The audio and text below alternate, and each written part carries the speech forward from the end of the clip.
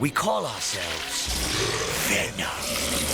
Spider-Man's animated adventures have captivated audiences for decades, but few iterations have left a mark as memorable as the 90s Spider-Man, the animated series. With an engaging story, stellar voice acting, and deep character arcs, the series redefined superhero animation. Welcome back to your nerdy show. I'm your host, Spoiler Master, as we gear up for the release of the new animated series, Your Friendly Neighborhood Spider-Man, this January 2025. It's the perfect time to revisit one of Spider-Man's most iconic storylines, the three-part saga of the alien costume. From the birth of Spider-Man's black suit to the rise of Venom, this trilogy delivers intense action, emotional depth, and unforgettable twists. Let's swing back in time and explore why this storyline still stands tall in the pantheon of Spider-Man's greatest tales.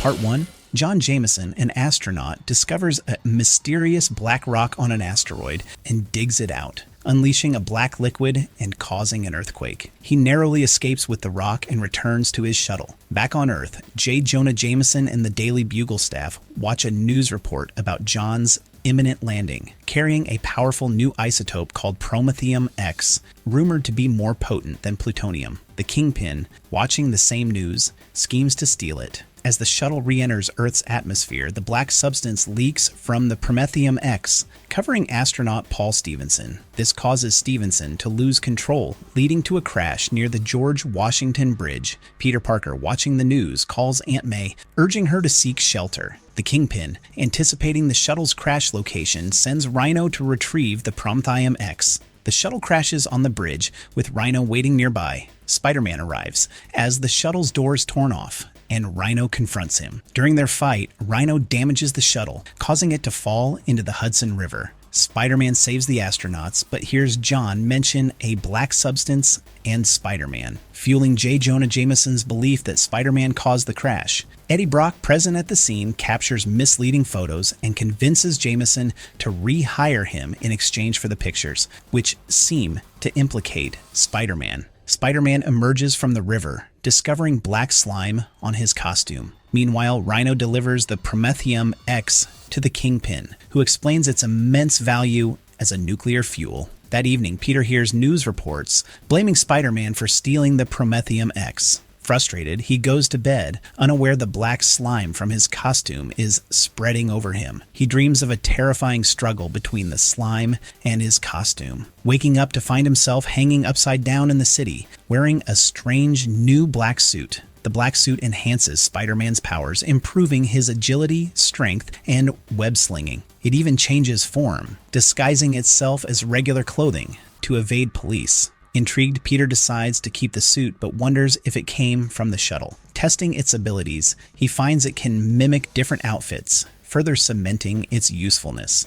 At Empire State University, Peter runs into Felicia Hardy and gets into an argument with Flash Thompson. Displaying uncharacteristic aggression, Peter grabs Flash, scaring Felicia, who notices he's changed. That evening, Aunt May expresses concern about Peter photographing Spider-Man, fearing it will put him in danger. Irritated, Peter retreats to his room, where the suit morphs back into Spider-Man's black costume as he sets out to track Rhino using his Spider Tracer signal. Rhino, now at a military base, smashes through security to steal Lithium-90 control rods, essential for handling Promethium X. Spider-Man confronts him, engaging in a brutal fight. Demonstrating his enhanced powers, Spider-Man overpowers Rhino, throwing him into walls and pillars. Demanding answers, Spider-Man nearly crosses the line, preparing to crush Rhino with a metal door. At the last moment, he regains control and spares Rhino, leaving him behind as he vanishes into the night. Reflecting on the incident, Spider-Man realizes the black suit is influencing his behavior,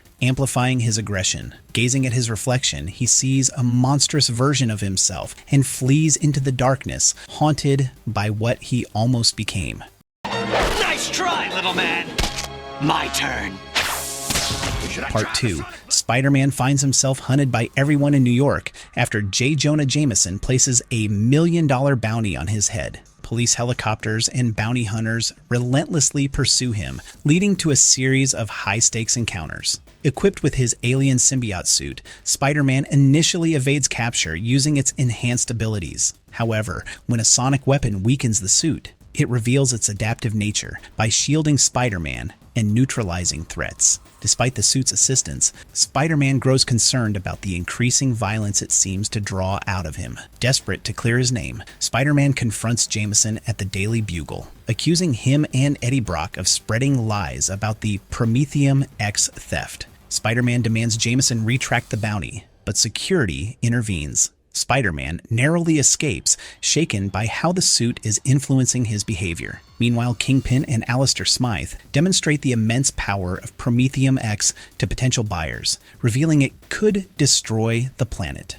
Seeking answers, Spider-Man turns to Dr. Kurt Connors at Empire State University. Connors discovers that Spider-Man's suit is a living alien symbiote that bonds with its host. He warns Spider-Man that it will try to take over his body, but Spider-Man hesitates to remove it, believing he still needs its power. Jameson later visits his injured son, John, in the hospital and learns the truth, that Rhino, not Spider-Man, stole the Prometheum X. Realizing Spider-Man was innocent, Jameson fires Brock for fabricating the story. Humiliated and unemployed, Brock spirals into despair, blaming Spider-Man for his downfall. Meanwhile, Kingpin orders Smythe and Shocker to eliminate Brock to prevent any leaks about their operation. At Brock's apartment, Shocker confronts him, demanding the shuttle crash photos. Spider-Man intervenes, but during their fight, Shocker brings down a wall on Spider-Man and escapes. Spider-Man follows him to Kingpin's lab, where he retrieves the Prometheum X,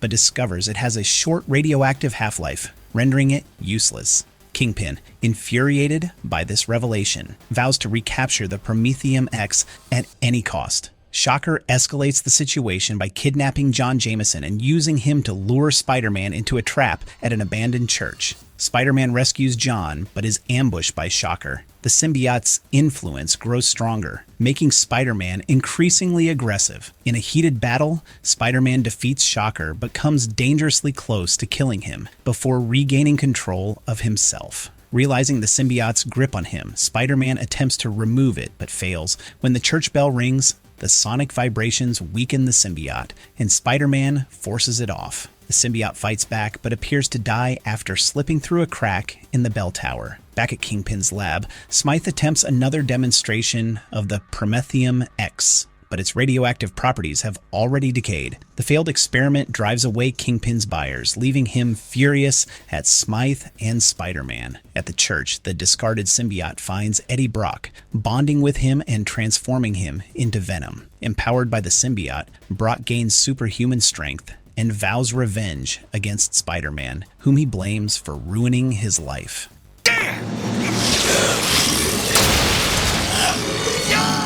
Part 3. Eddie Brock is consumed by rage and vengeance as he works out in his new apartment, where the walls are covered with photos of Spider-Man. Haunted by memories of Spider-Man's humiliations, Eddie vows revenge. As his anger grows, the alien symbiote covers him, declaring they are now Venom, bonded by their shared hatred for Spider-Man. Meanwhile, Spider-Man enjoys swinging through the city in his classic costume, glad to leave behind the black suit. However, his peace is short-lived when he encounters Rhino on a rooftop. Spider-Man skillfully evades Rhino's charge and traps him using metal poles. Just as he finishes, his spider sense warns him of danger, and Shocker ambushes him. Shocker's blasts send Spider-Man crashing into a billboard. Before Shocker can finish him off, Venom appears, overpowering both Rhino and Shocker. Spider-Man, freeing himself from the rubble, notices the villains captured in a web unfamiliar to him. Eddie Brock suddenly appears, helping Spider-Man up and revealing he knows his identity. The symbiote covers Eddie, transforming him into Venom, who attacks Spider-Man. Venom's powers, enhanced by the symbiote, allow him to easily overpower Spider-Man and block his spider sense, a weakness that Spider-Man quickly realizes. Venom eventually retreats, leaving Spider-Man shaken and determined to find him. Peter investigates Eddie's old apartment and discovers a lead to his new location. Back at the Daily Bugle, Peter pretends to be Eddie while calling a company to track down where Eddie's gym equipment was delivered. As he works, J. Jonah Jameson introduces a new project honoring his son, John Jameson, a space shuttle named the John Jameson Probe. Peter's fear grows as Venom stalks him, exploiting his knowledge of Spider-Man's secret identity. Venom threatens to expose Peter, attack Aunt May, and harm Mary Jane. At one point, Venom even unmasks Spider-Man in front of a crowd, but Peter manages to escape by improvising a makeshift mask from a flag. The psychological toll on Peter becomes evident as he begins to imagine Venom everywhere, even while out with Mary Jane. Venom's constant presence leaves Peter feeling trapped and vulnerable. When Venom confronts Peter at Aunt May's house, Peter realizes he must take the fight to Eddie. Spider-Man tracks Venom to his hideout and engages him in a brutal battle. Venom, determined to kill Spider-Man, corners him on top of a subway train. The chase escalates as they both leap onto the moving train and later onto a bridge. Venom hijacks an 18-wheeler to continue the pursuit, showing the lengths he will go to destroy Spider-Man. The fight eventually leads to a military rocket launch site, where the John Jameson probe is preparing for takeoff. Spider-Man and Venom's battle reaches its climax on the shuttle's support structures. Venom gains the upper hand, but the deafening roar of the shuttle's engines weakens the symbiote, forcing it to separate from Eddie. With Eddie unconscious, Spider-Man traps the symbiote in webbing and attaches it to the shuttle, which carries it into space. Eddie is left behind and taken into custody by military police. Later, Peter and Mary Jane share a quiet moment outside the Parker house. Mary Jane reflects on the mysteries of space, wondering what might be out there. Peter agrees, his thoughts briefly lingering on Venom as he gazes at the moon, unsure if this chapter is truly over. Why didn't I know your weakness? Did you block it from my mind to protect yourself? Our nerdy thoughts. And that wraps up our deep dive into the Alien Costume Trilogy from Spider-Man, the animated series. This iconic storyline not only introduced us to the legendary Black Suit and Venom, but also showcased the moral complexities and emotional challenges that define Spider-Man's journey. With a new animated series, your friendly neighborhood Spider-Man, just around the corner. It's the perfect time to celebrate the rich legacy of the web slinger. What are your favorite moments from the 90s series, and what are you most excited about in the upcoming show? Let us know in the comments below. Don't forget to like, share, and subscribe for more superhero deep dives. Until next time, stay amazing. No, what the heck, I'll laugh anyway.